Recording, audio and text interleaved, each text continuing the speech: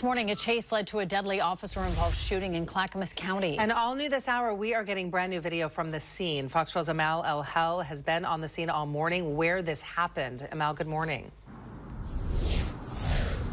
Good morning. Yeah, this all started in a pursuit, and that was a chase that police say started after they had reason to believe the suspect was somebody who is responsible for a homicide in Portland. Now, that pursuit ended here in Clackamas County, here along 82nd Avenue around 11 last night. And I'm told by a witness we spoke to that this was quite the scene with dozens of police cars and officers who had their guns drawn. We do have video of that scene from last night provided by the witness, who tells me you could hear the incident just as much as you could see it.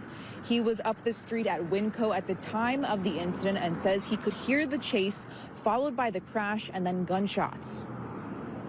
We saw a bunch of police drive by, and as we got closer to Winco, we saw them all chasing a single car, about 20 cops chasing them up 82nd. We got into Winco and we heard a crash, and then I think one shot or two shots fired, and then we circled around and came back.